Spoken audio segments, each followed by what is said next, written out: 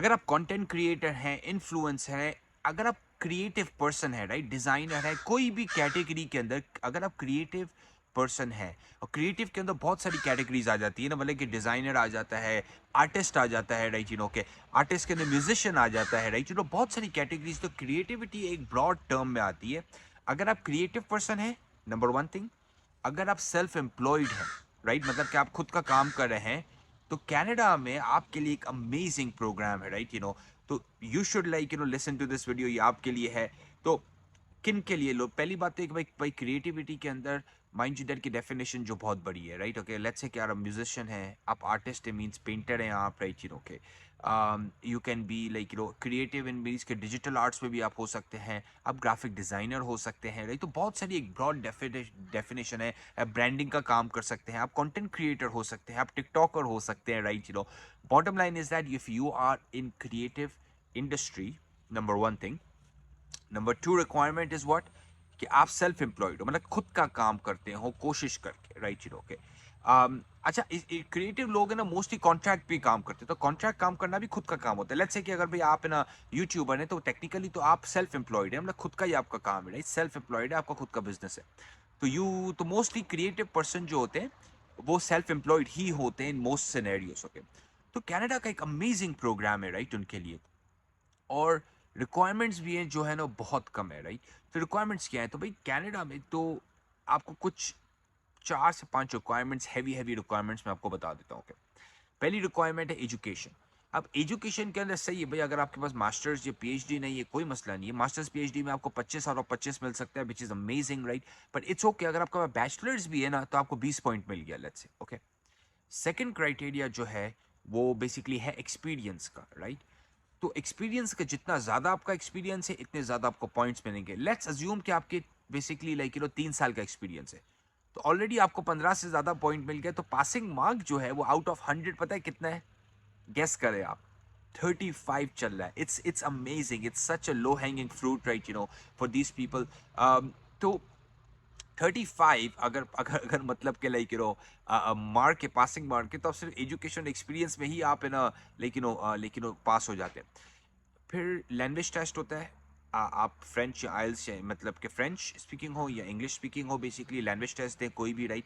और अगेन उसमें कोई आपको कोई 7 स्कोर करने की जरूरत नहीं है, 6 तक का भी स्कोर कोई मसला नहीं है, क्योंकि अगेन पासिंग मार्क बहुत कम है, कंपटीशन बहुत कम है इस चीज़ के अंदर, right.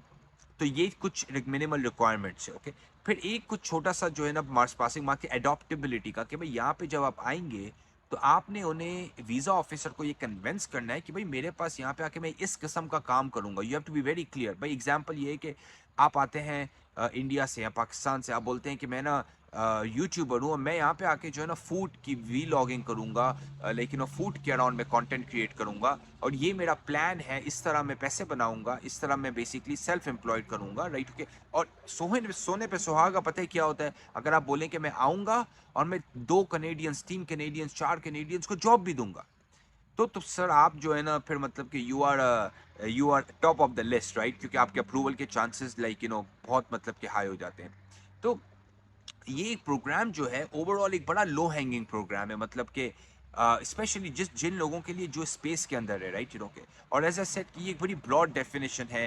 It can be anyone from content creator to like even the digital artist to musician to an actor. It's a very broad category, right.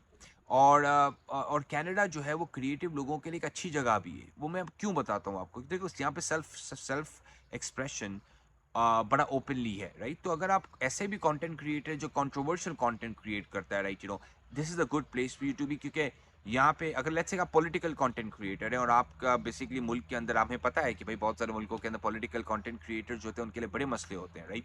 तो कनाडा आपको allow करता है कि आप किसी चीज के बारे में कंटेंट क्रिएट कीजिए। आप यहाँ के प्राइम मिनिस्टर को भी लाइक जो बोलना बोलिए, right, as long as again आप क्लेम्स नहीं कर रहे, रॉन्ग क्लेम्स नहीं कर रहे। पर पॉलिटिकल कमेंट्री में तो कनाडा इज अमेजिंग। तो सेल्फ एक्सप्रेशन की वजह से कंटेंट क्रिएटर्स को यहाँ पे गला नहीं घुटा जाता इनका। They get really good creative freedom, really good space here, right.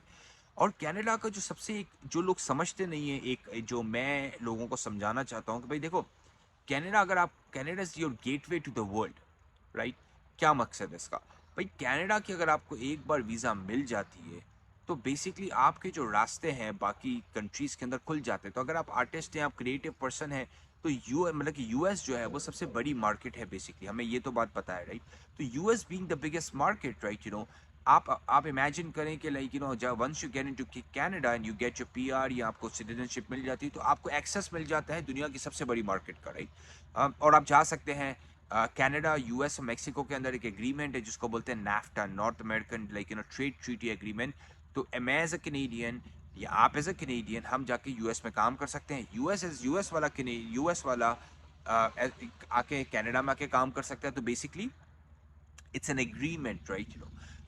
तो बहुत इजीली आप जो है ना यूएस की मार्केट को भी है ना एक्सेस कर सकते हैं। तो अगर आप कंटेंट क्रिएटर हैं, आप क्रिएटिव फील्ड के अंदर हैं, एनएसएस सेट के बड़ी ब्रॉड डेफिनेशन है, और बहुत लो हैंगिंग फ्रूट है, और ये एक अमेजिंग अपॉर्चुनिटी है, and I think this one last for long, मतलब कि ये कैटेगरी काफ़ी जल्दी फिल हो जाएगी।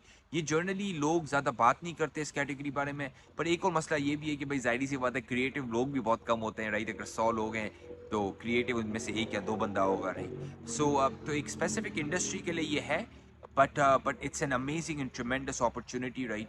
अगर आप कंटेंट क्रिएटिंग इंडस्ट्री के अंदर है, अगर आप ओवरऑल क्रिएटिव इंडस्ट्री के अंदर, as a said artist, musician, whatever, like anyone in creative industry, as graphic designer, branding guys, anyone who does creative work, you qualify under this program as long as आप contracted हैं या self employed है, right? अगर आपको help चाहिए इस चीज़ के लिए तो रीच आउट करें हमारे को, राइट?